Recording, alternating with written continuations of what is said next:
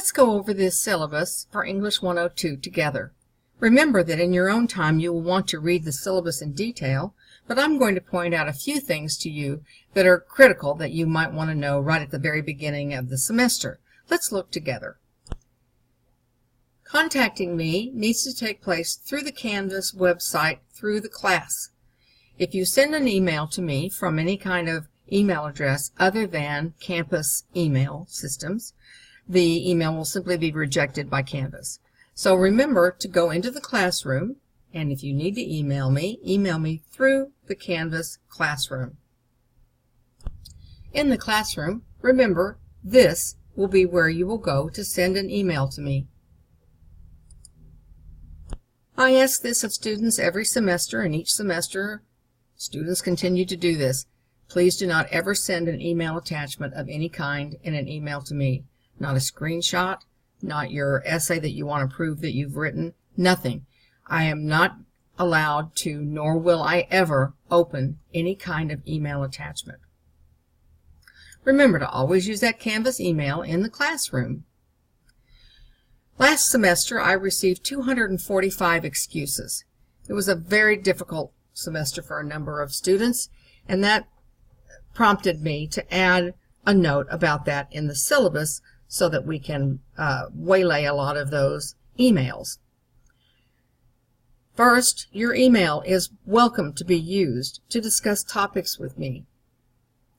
If you are sending an excuse about work that you did not turn in that was due, please do not send long excuse emails. A short email is just fine. I'm going to believe you. No matter what you tell me, I'm going to believe you. However, if your excuse does not follow district policy, then I will have to disallow the late work. And what are acceptable excuses? Number one, immediate family emergency. You'll want to add a short email and add an attachment. This time you can add an attachment, which will be the hospital emergency room form, something that is an excuse that was immediate, that happened at the last minute, and has a phone number attached to that. So this one particular instance will be where you can attach documentation.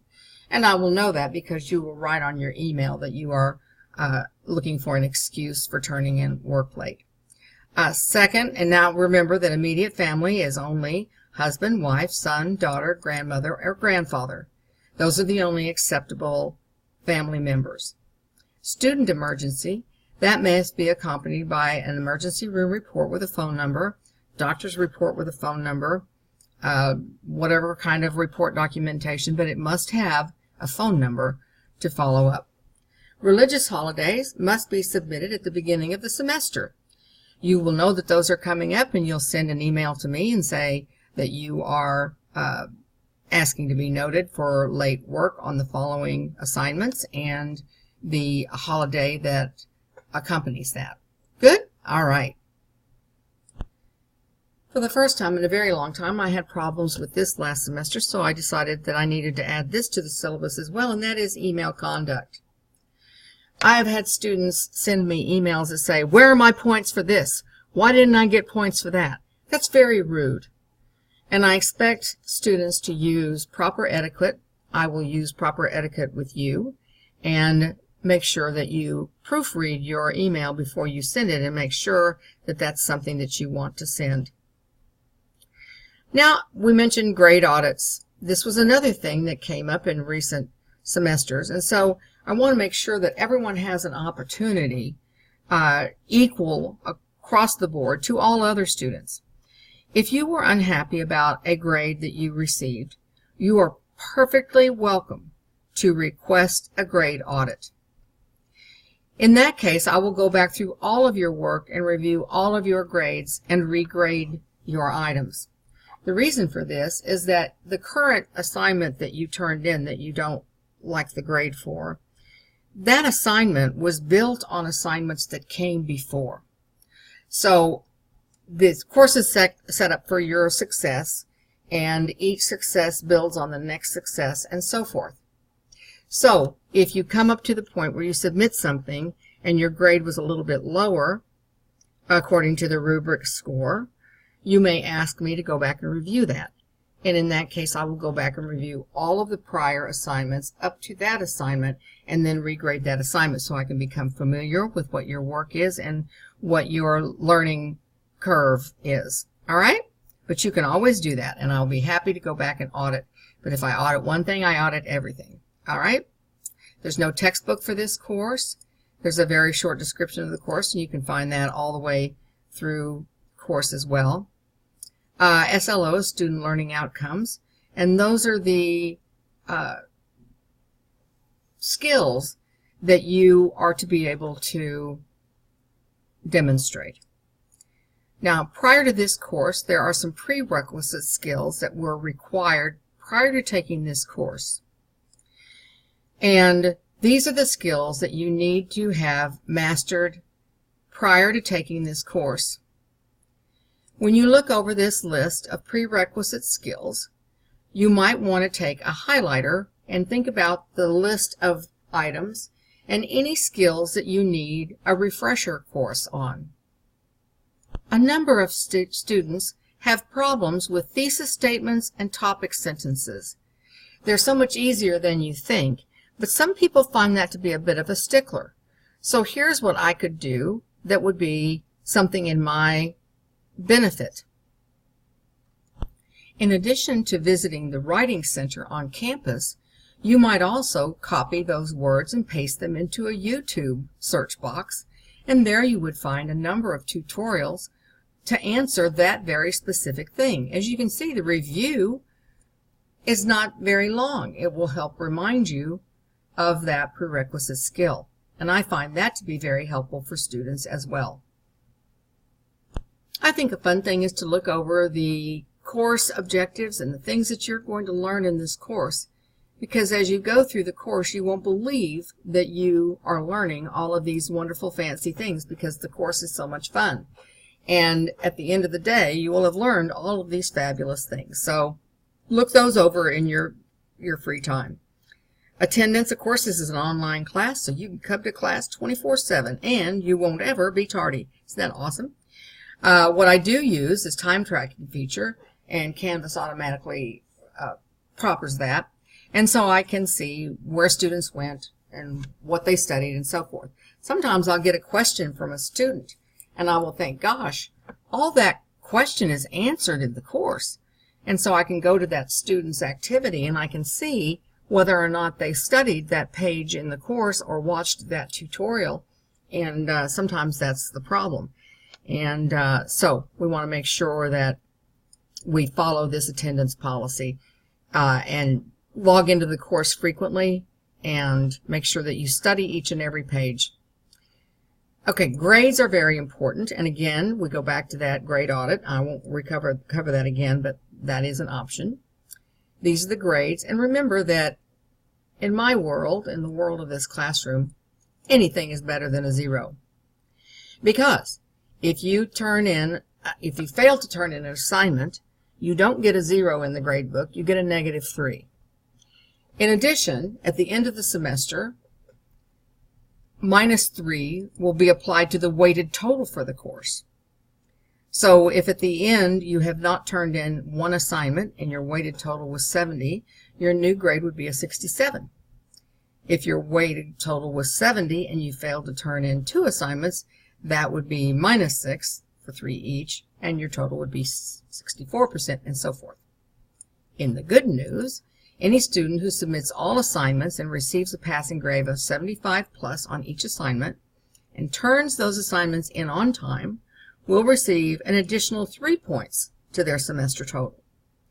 For example, if you completed all your work and you received a 75 higher or better on each assignment and you turn them in on time, and your final weighted grade is 78% a C, an additional 3 points will be added, and that will make your grade an 81 a B. Assignment completion is of maximum importance in this course. Everything. Okay. There are some of the grading criteria which you'll want to read over. You will see rubrics for the courses, your weighted grades. These are the weighted grade totals. and that way you can see. So what's important is, let's say this little film study assignment, and it's 5% of your grade. Some people might think, well, it's just 5% of my grade. I won't turn it in, and that'll give me a 95. I'll still make an A in the course. Well, that's not how it works. Because if you fail to turn in that film study assignment, which, by the way, is totally fun, if you fail to turn that assignment in, you're going to get a -3 instead of a 0, and you're going to get -3 off of your weighted total for the entire course. Why would you do that? When, first of all, it's a fabulous, fun assignment, and second, it's just for your best interest. You want to do well. Okay. I don't need to belabor that point. Bonus points. Yay! Bonus points! I want you to read over this in your own time and see how bonus points are earned. There will be bonus exercises offered, and you may take advantage of those or not, as you see fit. Late submissions and resubmissions, that's a retelling of the same thing that I've already gone over, but in more detailed words. Formatting, this is very important, and we go through it every single semester. At this campus, there's another campus that we never go through this on, but sometimes we go through this. Everything you turn in, no matter what, needs a word count. Why? Because you are required by the district to write a certain number of words. And if you are ever audited or your grade was ever questioned, you can go back and say, I have evidence that I wrote that many words because here are my submissions and here's the word count for each of them. You want to give yourself those credit for those words. You worked hard for those words. 1-inch margins, double-spaced, everything is double-spaced. Sometimes students write to me and they say, should this be double-spaced? And I ask them, what about the word everything is fuzzy? Everything is double-spaced. Great? All right. Announcement boards are required. Sometimes you're going to see an assignment or an announcement that says response required. In that case, you scroll down, you click the reply arrow, and you respond as I've asked you to respond after you've read the announcement and after you've watched any tutorials that might be appear with that. So any announcement that says response required, you scroll down, click reply, and in this little box you will post your reply. And then you'll post it. I've taught on this campus forever and a day, and I have never had to submit a student for inappropriate conduct on a discussion board. Let's make sure we keep that going.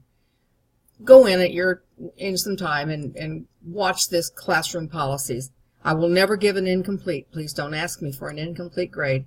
The withdrawal policy at the campus is posted in your online, and you can find out what that withdrawal policy is.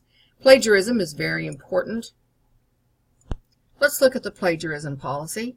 This came up in a big way this past semester, and all kinds of people were involved in this, and so I want to make sure that this is clearly understood. Plagiarism is any work other than your own or ideas other than your own that are not documented. Copy and paste is plagiarism. That is immediately sent to the dean. It's just that simple. Now, here's the thing.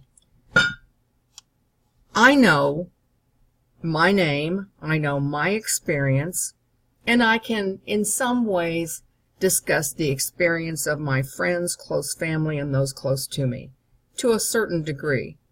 Other than that, I don't know anything. I found that information out somewhere, didn't I? If I want to cite the number of people who live in Los Angeles, how would I know that? I wasn't born knowing that, so I had to find that somewhere. And wherever I went to find that information needs to be documented in the work that I submit. Right? And so in the course you will find a whole tutorial and PDF about how to cite sources in your essay. Keep in mind that 23% of your essay should be quoted, because that's where you obtained the information, and approximately 76% of your essay should be written in your own words. 76, 80%, like that. If all you do is write a sentence and cite it, and then write another sentence and cite it, and then write another sentence and cite it, you don't have any original content, and you'll suffer some grade loss there. So while it's important to quote sources that you use, it is also important that you include your own original content. So I might say, I'm astounded at the rise in population in Los Angeles in the last 10 years. That's my own thought, yes? Because I'm making a statement. Now I have to prove that. So I say, according to the census report for whatever, this was the population in 2009. According to a census report posted in, right now I have my facts to support what I claimed. All right, make sure that we do that.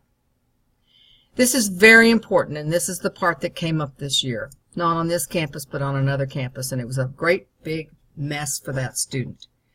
Asking another person to type your work and submit that is plagiarism. You must type and prepare your own work. If you are not a great typist, then you'll want to set aside plenty of time for yourself so that you can work on that. There are some dictation programs that I have that I really enjoy. I always have to go back and proofread it, but that might be helpful. But in no case may you have anybody come in and type your work for you and submit that. Group work, the cafe and open forum. This is where a discussion board takes place. And again, I don't think that you will have any plagiarism going on in there, but it's just a policy to make sure that you keep all of your comments relevant in the cyber cafe and the open forums, and keep those to your experience. Students sometimes will email me and say, if I say this sentence and it's just an idea that came from Professor Frankenberg, do I have to cite that? It's very simple. When you look at the plagiarism policy, if it's an idea, a quote, a passage, text, spoken word, or anything that is not your original content, that needs to be cited. Yeah? Okay. This is the first time last semester that I've ever had a problem with this, so I really want to make sure I make that clear. I don't include very many discussion boards. I've taken courses myself, and they want submissions every day or every week or something, and I don't get much out of that. What I want discussions for you to be are lively interchanges with your fellow students. There's an open forum that will be posted for everyone in the class to see. And then you are also assigned to a cyber cafe group, which will be a very small group, and most of your discussion board content will be assigned to that cyber cafe group. It is fundamentally important that you post everything as it is due in the discussion board. There is nothing that bothers me quite as much as a student who flies in at the last minute and tries to post content in a discussion board. What an insult to the rest of your group members. They posted their work 2 weeks ago and waited for a response. You didn't go in and respond. You waited until the last minute, flew in there and tried to add a bunch of content. That does not fly, and that really is a problem. So the very few discussion boards that exist are meant for you to use and enjoy. This must be a vibrant classroom. This is not a correspondence course. This is a live, active course. So the discussion boards are very important. And finally, this is a proposed subject, subject to change. If anything does change in that syllabus, you will be notified by the announcement board. So that's it. Let's move on through the course and have a great time. Follow the rules, abide by the policies, and you'll have a wonderful experience. I hope you do, many before you have. That concludes this tutorial on the syllabus review.